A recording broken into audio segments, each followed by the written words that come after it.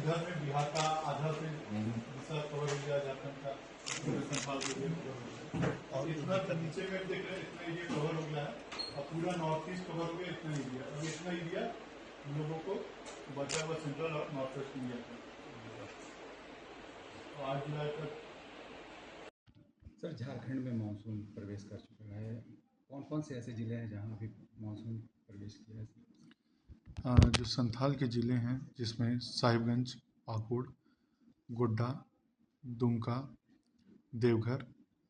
और गिरिडीह का कुछ हिस्सा है, नीचे में धनबाद बोकारो का कुछ हिस्सा है,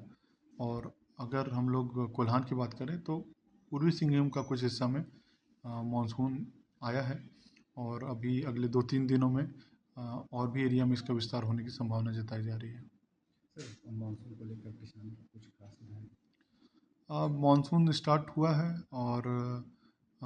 जो निचले खेत हैं उसमें आप लोग ज़्यादा प्रेफरेंस दें, मतलब चावल लगाने के लिए आप लोग उसको ज़्यादा प्रेफरेंस दें। जो ऊंचाई वाले जो आपके खेत हैं जहाँ पे पानी कम है या मध्य खेत हैं, वहाँ पे आप डाइवर्सिफाई कर सकते हैं और दूसरे कोई फसल लगा सकते हैं, तो उस टाइप से काम कर सकते हैं। और जहाँ पे पानी का आपको स्रोत है या पानी आपके पास अवेलेबल है तो धान की खेती कीजिए, कोई दिक्कत नहीं है। और जहाँ पे बट कोई सोर्स नहीं है, सिर्फ आसमानी बारिश पे डिपेंडेंस है, तो ये आप बारिश का आप कलेक्ट कर रहे हो, कहीं पे तालाब है बड़ा सा, तो भी आप उसको काम कर सकते हैं। ओवरऑल देखिए, खेती स्टार्ट कर सकते हैं, बट ज़्यादा पहला प्रेफरेंस दीजिए जो निचला खेत है उसको पहला प्रेफरेंस दीजिए, और ऊंचाई वाले खेतों में जो अगर धान की खेती है उसको करने से थोड़ा सा परहेज कर सकते हैं। कुछ और दूसरा क्रॉप, श्रीयन, मड़ुआ या मक्का या और भी जो दालें कुछ अगर कर सकते हैं तो वो सब सारी चीज़ें हम लोग करके थोड़ा सा डाइवर्सिफाई कर सकते हैं, जिससे कि अगर थोड़ा कम भी बारिश जून में हो तो वो हम लोग कर सकते हैं। बाद में जैसे अगर मान लीजिए पूर्वानुमान अच्छा आता है जुलाई का, तो जुलाई अगस्त का पूर्वानुमान अच्छा आता है तो फिर हम लोग जो बिचड़ा है फिर मौसम को देखते हुए और भी खेतों में उसका दायरा बढ़ा सकते हैं, और थोड़ा सा वैसा बिचड़े को प्रेफरेंस दें जो कि कम समय में और कम पानी और थोड़ा सा क्लाइमेट रिजिलियंट हो, उस टाइप का बिचड़ा, उस टाइप का धान को ज़्यादा प्रेफरेंस देने से बेहतर होगा। सर झारखंड में पूरी तरह से मानसून कब तक प्रवेश कर जाएगा पूरे झारखंड? अभी जैसे मैंने बोला अगला 2-3 दिनों में स्थिति देखते हैं हम लोग, विस्तार का संभावना है, उसके बाद थोड़ा सा फिर रेनफॉल में कुछ कमी आने की संभावना है, तो देखते हैं अगर 2-3 दिन में सारा जो कंडीशंस हैं वो मीट करेगा तो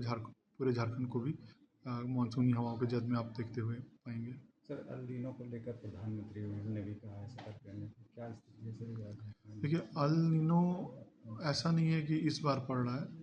और हर 2 से 5 साल 7 साल में इसका साइकिल चलता है, अल नीनो, ला नीना, न्यूट्रल, तो ये वेरी करता रहता है। बट इस बार थोड़ा सा क्योंकि अर्ली फेज मानसून में वो डेवलप हो रहा है और आगे और डेवलप होने की संभावना है, अगर वो ज़्यादा जोर पकड़ता है, मतलब अगर उसका इंटेंसिटी लो टू मॉडरेट है तो समवॉट बाकी फैक्टर्स भी काम करेंगे, उससे डील कर पाएंगे। बट अगर वो और डेवलप होता है तो चिंताजनक स्थिति हो सकती है। तो जो भी है, क्योंकि ये प्राकृतिक प्रक्रिया है, इसमें तो किसी का दखल नहीं है, बट हम लोग अपनी तैयारियां बेहतर कर सकते हैं। हम लोग अपनी तैयारी बेहतर करके इसका जो इम्पैक्ट है उसको थोड़ा सा कम कर सकते हैं, और यही पॉलिसी मेकर, यही सरकार भी कह रही है किसानों को भी कि आप तैयार रहें हर सिचुएशन के लिए, और जो निचला खेत है वहाँ पे आप प्रेफरेंस पहला दें कि अगर बिचड़ा रोपना है तो पहले कहाँ रोपें, जहाँ पे निचला खेत हो, उससे सटा हुआ मध्य खेत में कुछ कर सकते हैं, बट उसके ऊपर में जो मैंने बोला कि ऐसा बिचड़ा यूज़ कीजिए जिसमें कम पानी और आपका थोड़ा सा रिजिलियंट हो, तो उस टाइप का बिचड़ा